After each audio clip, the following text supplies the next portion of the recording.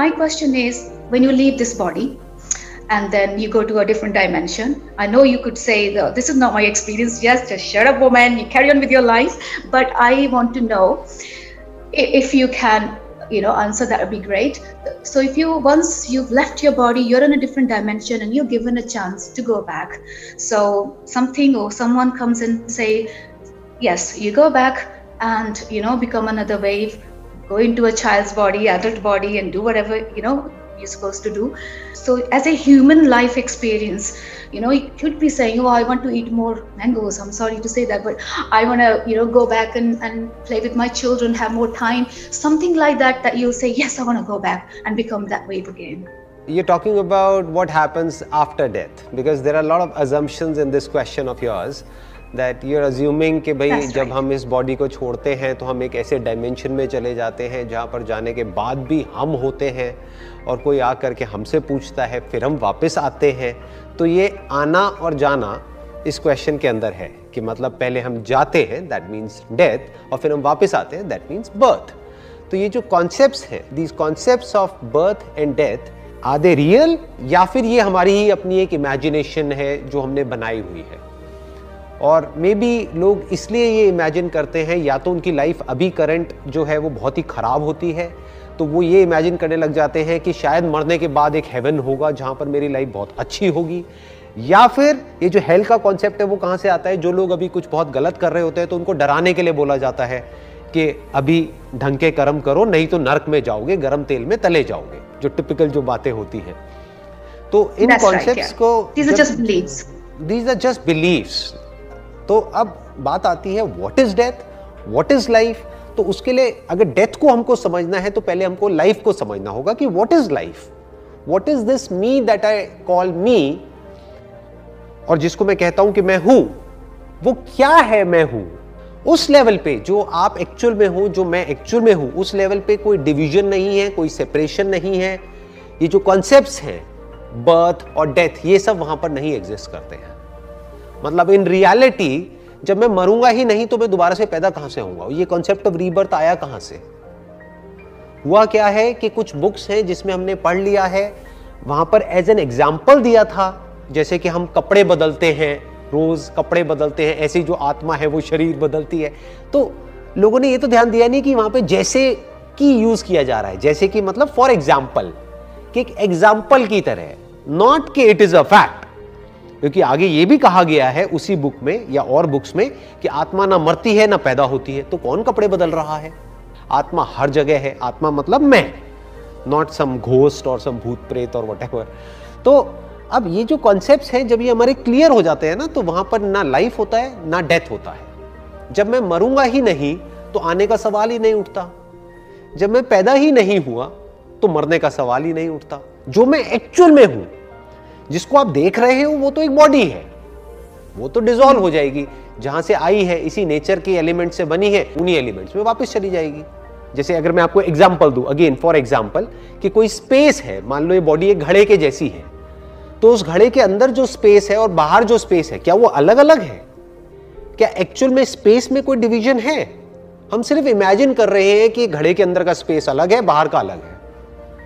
तो once you understand कि मैं स्पेस हूं जिसमें कोई डिवीजन है ही नहीं, तो घड़े बनते रहते हैं, मिटते रहते हैं, उससे कोई फर्क नहीं पड़ता है। ये मत समझो कि जब वो एक घड़ा मिट जाएगा तो वही स्पेस जो उस घड़े के अंदर था वही किसी और घड़े पे चला जाएगा। ऐसा नहीं होता है। ये जो कॉन्सेप्ट्स है ना, जब ये हमारे क्लियर हो जाते हैं तो ये वाले जो सारे थॉट्स हैं ये हमारे अंदर आने बंद हो जाते हैं कि मरने के बाद क्या होता है, वापस आते हैं, नहीं आते हैं, फिर जो कुछ होता है अभी होता है, यही होता है। फिर मैं जो कॉन्शियसनेस हूं वो मैं सिर्फ यहां नहीं हूं, मैं हर जगह हूं। तो अभी मैं जो भी कुछ कर रहा हूं, ये जो बातें मैं आपसे कर रहा हूं, इसकी रिकॉर्डिंग हो रही है, ये अपलोड होगा यूट्यूब पे, जिसको आने वाले हजारों सालों तक लोग देखेंगे। आप समझ पा रहे हो मतलब जो मैं बात कह रहा हूं, कि मतलब इसको आने वाले कितने सालों तक, जब तक भी ये प्लैनेट रहेगा तब तक लोग देखते रहेंगे। तो जो उनके अंदर से देख रहा है और समझ रहा है और उसकी लाइफ बेटर हो रही है, वो भी मैं ही हूं, वो मुझसे अलग नहीं है। तो मैं कहीं नहीं गया हूं, मैं वही हूं। अगर कहीं किसी पहाड़ पे कोई बच्चा है जो आने वाले 500 साल बाद, 1000 साल बाद बैठ करके मोबाइल पे या कहीं पे, उस वक्त पता नहीं मोबाइल होगा या क्या होगा, हो सकता है कोई चिप हो जो हमारी ब्रेन में हो और वो आंख बंद करे और उसको मैं दिख रहा हूं, ये सब वीडियोस दिख रही हो। तो जैसे भी वो इन बातों को सुन रहा होगा, जैसे भी वो फील कर रहा होगा और उसको बेटर, वो मुझे ही हो रहा है, because I am that consciousness. तो ये जैसे जैसे हमारी अंडरस्टैंडिंग क्लियर होती चली जाती है ना, तो फिर ये सेपरेशन खत्म हो जाता है। सोल कहीं पर नहीं होता है, it is not somewhere, it is everywhere. Space, like this space, it is not somewhere, it is everywhere, and space is space. UK में अभी आप हो, मैं इंडिया में हूं, तो स्पेस इज स्पेस। स्पेस में कोई फर्क नहीं है, ये नहीं है यूके का स्पेस अलग है, इंडिया का अलग है। Space is space, water is water, आप समझ रहे हो, एयर इज एयर। ऐसे ही कॉन्शियसनेस इज कॉन्शियसनेस, और उसमें आपकी कॉन्शियसनेस या मेरी कॉन्शियसनेस नहीं है। ये हम थॉट के लेवल पे कब्जा करते हैं अपनी इस कॉन्शियसनेस पे। हमें ये लगने लग जाता है कि मैं सिर्फ यहीं पर हूं, अब मैं इस बॉडी से निकल गया हूं, अब मैं कहीं और हूं, अब मैं फिर यहां आ गया। तो ये क्या है, एक लिमिटेड सेंस ऑफ सेल्फ है, which is an illusion, which is not a reality. Awakening means to see that there is no separation of any kind whatsoever, neither at the level of body. दिख रहा है separation, but actual में कहीं नहीं है। जैसे एक नदी बह रही है, उसमें एक लहर अलग दिख रही है उस नदी से, बट एक्चुअल में अलग नहीं है, वो उसी नदी का पार्ट है। दैट इज वाटर, एंड उसकी सेपरेट कोई एग्जिस्टेंस नहीं है, कोई इंडिपेंडेंट एग्जिस्टेंस नहीं है। तो जब है ही नहीं तो वापस आने का सवाल ही नहीं उठता है।